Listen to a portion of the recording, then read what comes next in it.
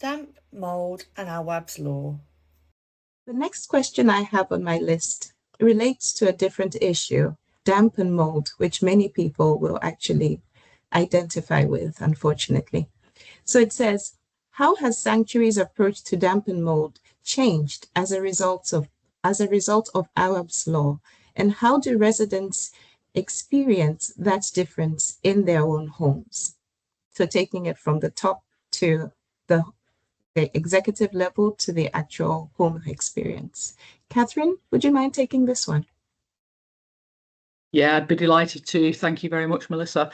I'm just going to recap for those who may not be familiar. Awaab's law means that landlords must quickly act when damp and mould or emergency repairs are reported.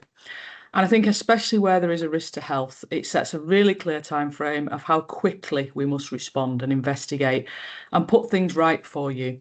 And it's really sad to have to say this, and I've said it many times, but the law was introduced following the tragic death of 2-year-old Awaab Ishak, who died. He lived in Rochdale in the north of England. But the heart of it is customer safety. We can't forget that. And I know Daryl's already touched on it, and it always has been and always will be our priority. But the law has meant that we've had to make changes to the way we work, and we have to respond more quickly and even more consistently. And since the law came into force, we've responded to over 9,000 emergency cases and completed more than 3,500 inspections. We've also tracked and resolved significant cases within 12 weeks. We've trained over 1,500 colleagues. So as our teams get better equipped to respond consistently, we've had to set up a dedicated team to track these cases, to manage timescales, and also we've got to make sure that nothing is missed. But one of the biggest changes in how we now work is to set the timeframes. Acting quickly has always been important. It always has been. Damp and mould isn't a new thing. It's always been around, but especially where there's a risk to health, and that hasn't changed. If it's an emergency, we'll come out within 24 hours to make things safe.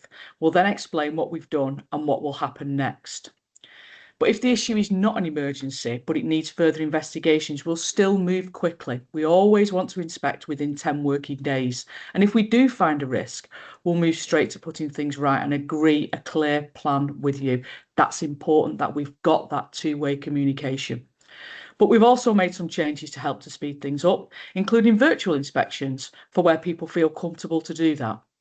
Instead of waiting for somebody to visit, we can often assess the issue over a video call and give you a clear appointment time, and in some cases get work started sooner. But just as important is keeping you better informed throughout. You should know what's happening, what the next steps are, and who is responsible for putting things right. We're starting to see the impacts of those changes, with our customer satisfaction statistics now showing around 79%. But we still want to do more. And the next phase of Awaab's law will cover other hazards. These will include excess cold, heat, fire, electrical faults, and some structural issues too. Wanted to make sure that homes are even safer.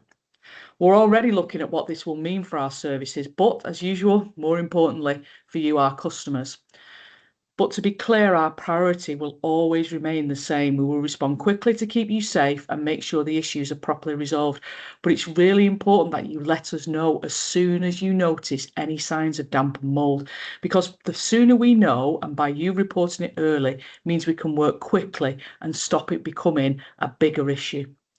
We also have advice on our website to help you prevent damp and mould and condensation in your home. But if you are ever unsure, please do still get in touch with us. We'd much rather hear from you early so we can work together to put things right where they need to. Thanks, Melissa. Thank you so much, Catherine.